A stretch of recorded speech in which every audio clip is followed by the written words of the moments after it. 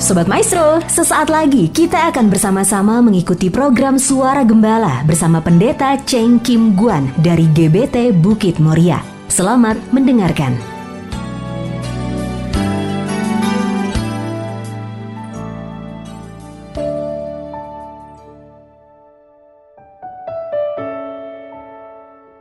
Shalom, Ibu, Bapak, Sobat Maestro, dan seluruh sidang jemaat Tuhan dimanapun berada. Kembali melalui program Suara Gembala, saya Pendeta Cheng Kim Guan mengunjungi dan sekaligus menyapa seluruh Sobat Maestro untuk kita dapat sama-sama masuk di dalam persekutuan dengan firman Tuhan yang akan kita awali dengan doa. Mari kita masuk di dalam doa. Kembali kami menghadap tahta anugerah-Mu ya Bapa. Kami mengucap syukur untuk bukti kasih setia Tuhan yang begitu nyata berlimpah di dalam kehidupan kami. Jika kami ada sebagaimana kami ada pada saat ini, di mana hati kami rindu dan siap untuk bersekutu dengan firman-Mu, ini merupakan satu anugerah terbesar yang Tuhan berikan bagi kami. Urapi kami semua tanpa kecuali satupun, agar kami masing-masing dapat menerima kebenaran firman-Mu, memahami kebenaran firman-Mu, dan oleh kekuatan Roh Kudus, maka kami pun dapat menjadi pelaku-pelaku firman-Mu. Terima kasih Tuhan, terima kasih Bapa. Berbicaralah bagi kami semua, sebab kami rindu menerima firman-Mu. Dalam nama Tuhan Yesus Kristus, hamba panjatkan perahlaskan segala doa ini. Haleluya. Amin. Puji Tuhan, Ibu, Bapak, Sobat Maestro terkasih, kita akan masuk dalam satu perundungan yang berjudul Menanti dengan Sukacita. Menanti dengan sukacita. Kita dapat menanti dengan sukacita jika memang yang kita nantikan adalah sesuatu kepastian. Tetapi penantian kita menjadi was-was, menjadi cemas jika apa yang kita nantikan adalah sesuatu yang tidak pasti. Dari sebab itu, di dalam perenungan pada kesempatan kali ini, kita akan betul-betul masuk bersekutu dengan firman Tuhan untuk kita memahami ada satu penantian yang penuh dengan kepastian, sehingga kita menanti dengan sukacita. Beberapa hari yang lalu, kita memperingati hari kenaikan Tuhan Yesus ke surga. Kenapa kita memperingati hal itu? Karena memang hal itu sudah pernah terjadi. Tercatat di dalam sejarah kehidupan. Maka kita memperingati kenaikan Tuhan Yesus. Kita baca ulang apa atau peristiwa bagaimana saat kenaikan Tuhan Yesus. Kita akan lihat di dalam Lukas 24 ayatnya yang ke-51. Dan ketika ia sedang memberkati mereka, ia berpisah dari mereka dan terangkat ke surga. 52. Mereka sujud menyembah kepadanya. Lalu mereka pulang ke Yerusalem dengan sangat bersukacita. Lukas menuliskan di dalam kedua ayat ini dikatakan bahwa ketika ia sedang memberkati mereka, ketika Tuhan Yesus sedang memberkati para muridnya, Yesus berpisah dengan para muridnya dan terangkat ke surga. Jadi jelas, perpisahan terjadi antara murid-murid dengan Tuhan Yesus manakala Tuhan sedang mencurahkan berkat-Nya. Perpisahan itu terjadi, murid-murid tetap di bumi ini, dan Tuhan Yesus naik ke surga, kembali ke surga. Ini disaksikan oleh murid-murid. Peristiwa kenaikan Tuhan Yesus disaksikan oleh para rasul, oleh murid-murid. Sikap para rasul ketika menyaksikan keterpisahan ini, ketika menyaksikan tubuh kemuliaan Yesus terangkat ke surga, mereka sujud menyembah kepadanya. Mereka sikap hatinya menyembah. Kenapa? Karena mereka melihat peristiwa kemuliaan Allah. Maka hati mereka sujud dan menyembah. Lalu mereka pulang ke Yerusalem dengan sangat bersuka cita. Kita mau tahu lebih dalam, apa alasan yang membuat mereka sangat bersuka cita? Bukan berduka cita, tapi mereka sangat bersuka cita sekalipun mereka ditinggalkan oleh guru mereka, oleh Yesus, yang selama ini mereka bersama-sama dengan Yesus. Mereka menyaksikan perbuatan-perbuatan Yesus yang sungguh ajaib. Mereka mendengarkan ajaran-ajaran Yesus Kristus yang begitu menakjubkan dan membangkitkan iman. Tetapi ketika mereka berpisah, mereka dapat kembali ke Yerusalem dengan sukacita. Apa alasannya? Kita akan lihat di dalam Kisah Para Rasul 1 ayat yang ke-10. Penulisnya sama, yaitu Lukas. Kita akan lihat Kisah Para Rasul 1 ayat 10. Ketika mereka sedang menatap ke langit, waktu ia naik itu, tiba-tiba berdirilah 2 orang berpakaian putih dekat mereka dan berkata kepada mereka, "Hai orang-orang Galilea, mengapakah kamu berdiri melihat ke langit? Yesus ini yang terangkat ke surga meninggalkan kamu akan datang kembali dengan cara yang sama seperti kamu melihat dia naik ke surga." Murid-murid ketika berpisah dengan Tuhan Yesus, mereka kembali ke Yerusalem dengan penuh sukacita. Inilah alasannya. Mengapa? Karena mereka mendapat peneguhan pesan dari utusan surga.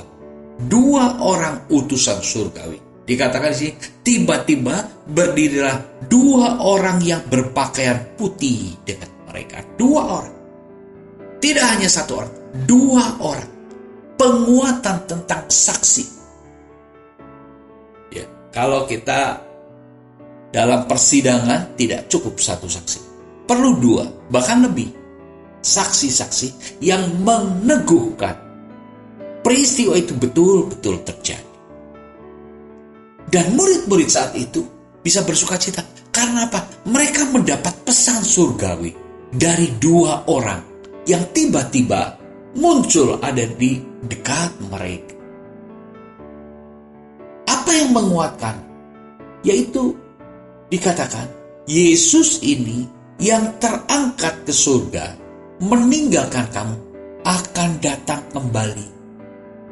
Nah, inilah pesan yang meneguhkan, yang membuat mereka bersuka cita. Puji syukur kepada Tuhan. Ibu bapak saudara terkasih, kita perlu menerima pesan-pesan surgawi yang akan mendatangkan sukacita. Apa pesan surgawi itu? Memang kita tidak mendengar suara yang tidak ada wujud, tetapi kita dapat menerima pesan-pesan surgawi melalui firman Tuhan. Nah, seperti pada kesempatan kali ini, kita sedang merenungkan kepada firman Tuhan. Kita renungkan firman Tuhan. Dan itulah pesan-pesan surgawi yang dapat menggantikan duka cita dengan sukacita.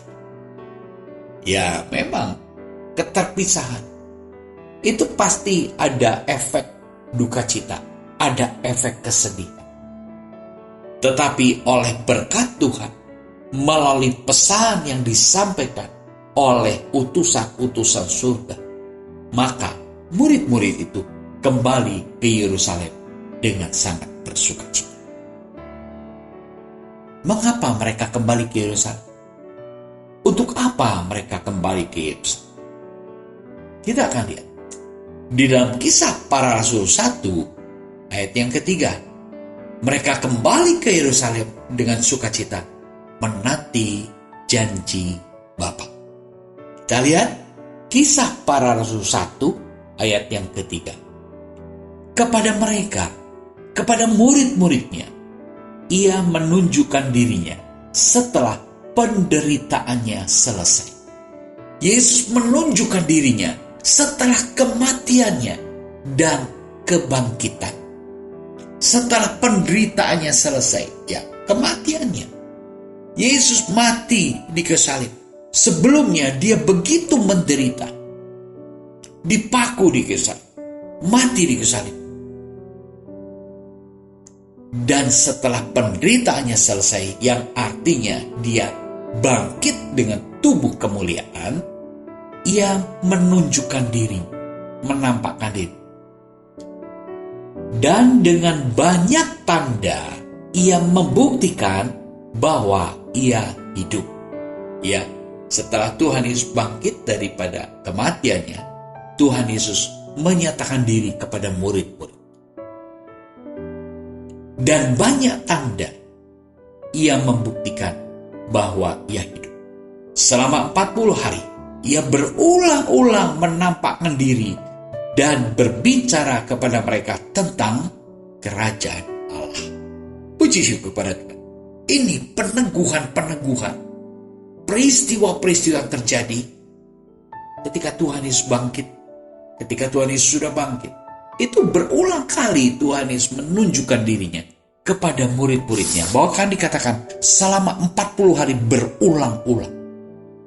Dan apa yang Yesus katakan setelah dia mengalahkan maut, setelah dia bangkit, setelah Yesus menggunakan tubuh kemuliaan, apa yang dipesankan, apa yang diberitakan, tiada lain tentang kerajaan Allah. Tidak lagi berbicara tentang keadaan dunia, tapi berbicara tentang kerajaan Allah. Puji syukur kepada Tuhan.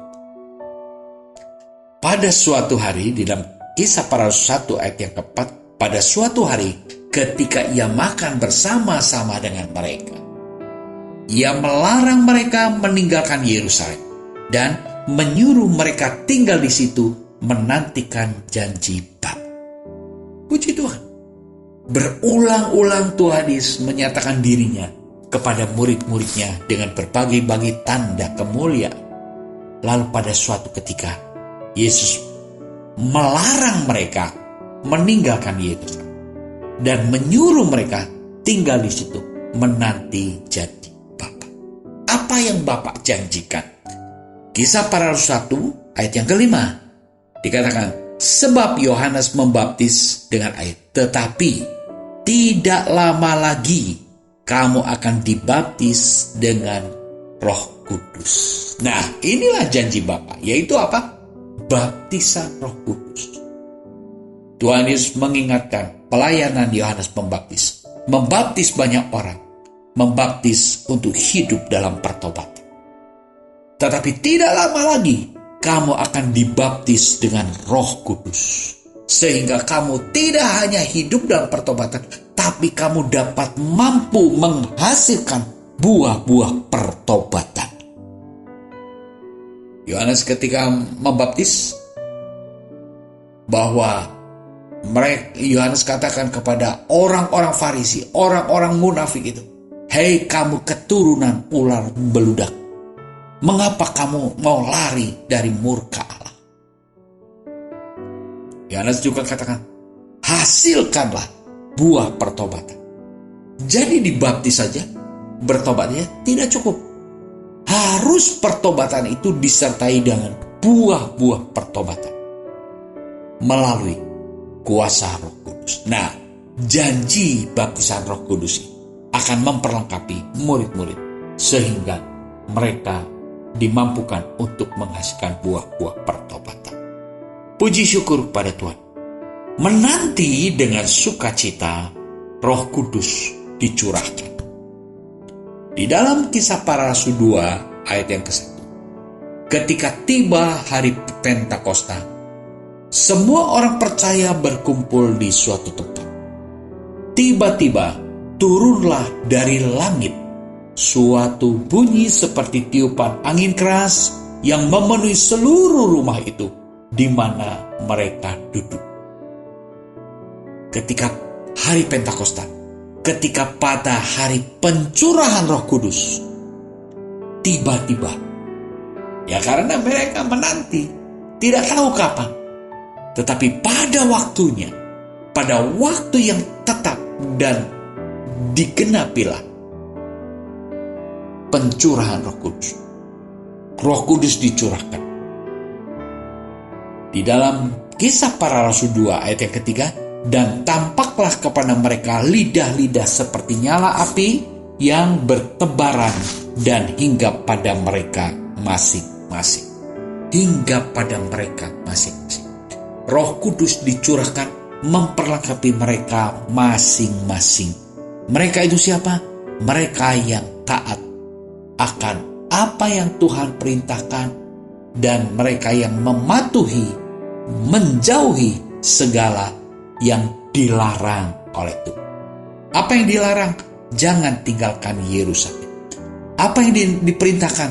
Tunggu di Yerusalem, nantikan janji Bapa.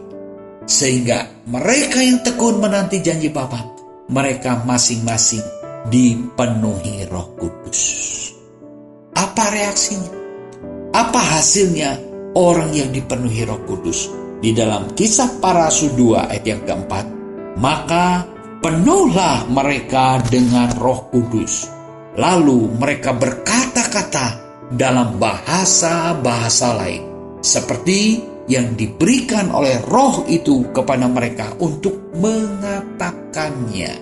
Puji syukur kepada Tuhan. Inilah buah hasil daripada murid-murid ketika mereka dipenuhi Roh Kudus. Ketika Roh Kudus dicurahkan. Roh Kudus bersifat pribadi. Roh Kudus diberikan kepada setiap pribadi, mereka masing-masing. Ya, jadi Roh Kudus itu adalah anugerah yang memperlengkapi setiap orang yang percaya. Setiap pribadi yang percaya dimeterai dengan Roh Kudus. Tujuannya apa kalau kita penuh dengan Roh Kudus? Apakah kita mau membuat mujizat-mujizat seperti yang Tuhan Yesus lakukan? Saat itu murid-murid dengan hikmat Roh Kudus dapat berkata-kata dalam bahasa-bahasa. Semua ditujukan, kepenuhan Roh Kudus itu ditujukan untuk menggenapi apa rencana Tuhan bagi murid-muridnya, bagi setiap mereka yang percaya dan menanti kepenuhan Roh Kudus itu. Di dalam Kisah Para Rasul 1 ayat yang ke-8 dikatakan, tetapi kamu akan menerima kuasa kalau Roh Kudus turun ke atas kamu, dan kamu akan menjadi saksiku di Yerusalem, di seluruh Yudea dan Samaria, dan sampai ke ujung bumi. Ini untuk menggenapi ini. Menggenapi apa yang Tuhan Yesus katakan. Kamu akan menerima kuasa kalau Roh Kudus turun ke atas kamu.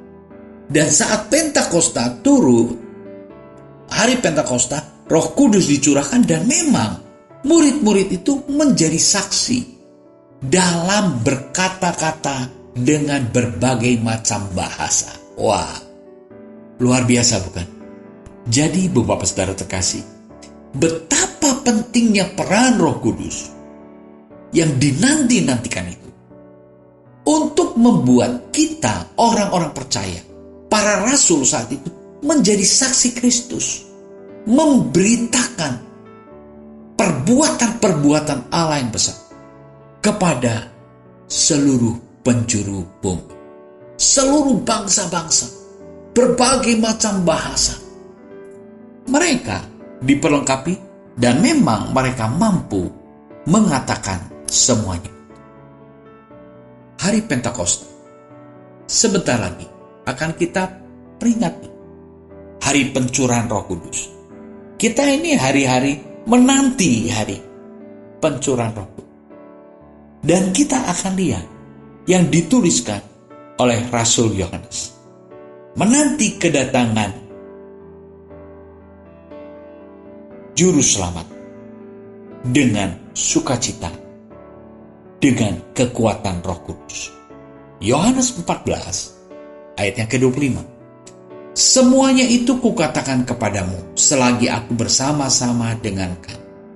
Tetapi penghibur, yaitu Roh Kudus yang akan diutus oleh Bapa-Ku dalam namaku, dialah yang akan mengajarkan segala sesuatu kepadamu dan akan mengingatkan kamu akan semua yang telah kukatakan kepadamu.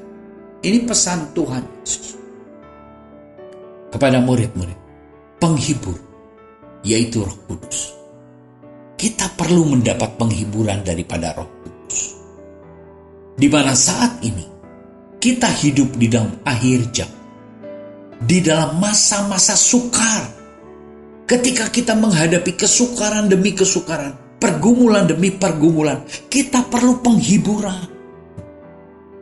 Kita tidak mencari hiburan di luar sana, tetapi Allah menjanjikan Roh penghibur, yaitu Roh Kudus. Puji syukur pada Tuhan.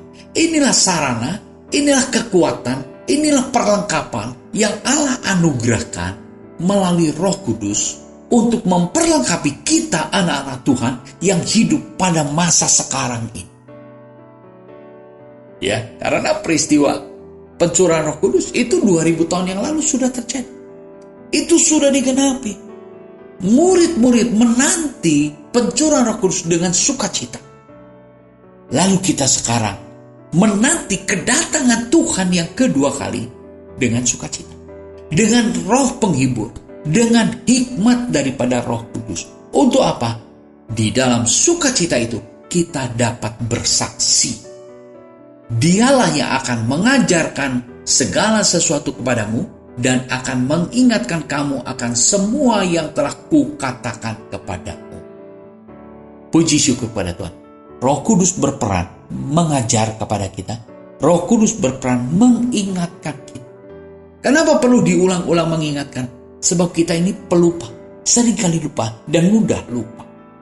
Di dalam Yohanes 14 ayat yang ke-28, kamu telah mendengar bahwa aku telah berkata kepadamu, aku pergi, tetapi aku datang kembali kepadamu. Aku pergi, Tuhan Yesus sudah pergi, Tuhan Yesus sudah naik ke surga. Roh Kudus sudah dicurahkan untuk memperlengkapi kita di dalam menanti kedatangan Tuhan yang kedua kali. Yang kita nantikan sekarang ini apa? Kedatangan Tuhan yang kedua kali. Aku pergi, tetapi aku akan datang kembali kepadamu. Ini yang kita nantikan. Ini kedatangan Tuhan yang kita nantikan. Dan kalau kita lihat, tanda-tanda zaman sudah menunjukkan bahwa kedatangan Tuhan sudah sangat dekat. Dari sebab itu kalau kita melihat tanda zaman, kedatangan Tuhan sudah sangat dekat. Mari kita bersyukur. Mari kita bersukacita. Menanti kedatangan Tuhan. Menanti janji Tuhan. Seperti sikap daripada para rasul saat itu yang dituliskan di dalam Lukas 24 ayat yang ke-53. Mereka senantiasa berada di dalam bait Allah dan memuliakan Allah. Ini sikap penantian kita dengan Roh Kudus, dengan Roh penghibur. Untuk apa? Untuk kita tetap membangun keintiman dengan Allah, memuliakan Allah, hidup yang memuliakan Allah. Ini sikap menanti kedatangan Tuhan yang kedua kali.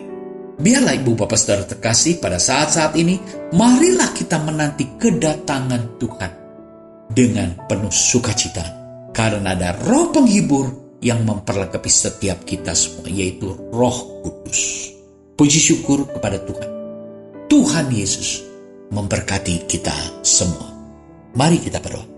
Terima kasih Tuhan untuk beberapa ayat firman-Mu yang kami renungkan bersama pada kesempatan kali ini. Hamba-Mu berbicara, tetapi firman-Mu hidup, memberkati dan memperlengkapi kami dengan Roh Kudus-Nya. Dalam nama Tuhan Yesus Kristus, hamba panjatkan peralaskan segala doa ini. Haleluya. Amin. Shalom seluruh sobat maestro. Tuhan memberkati kita semua. Amin.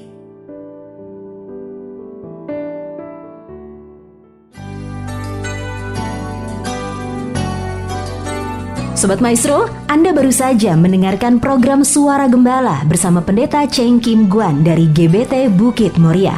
dengan tempat ibadah Jalan Bojong Raya Komplek Permata Indah, Blok J nomor 24 Bandung. Phone 0822 1614 3298. Terima kasih atas kebersamaan Anda. Tuhan Yesus memberkati.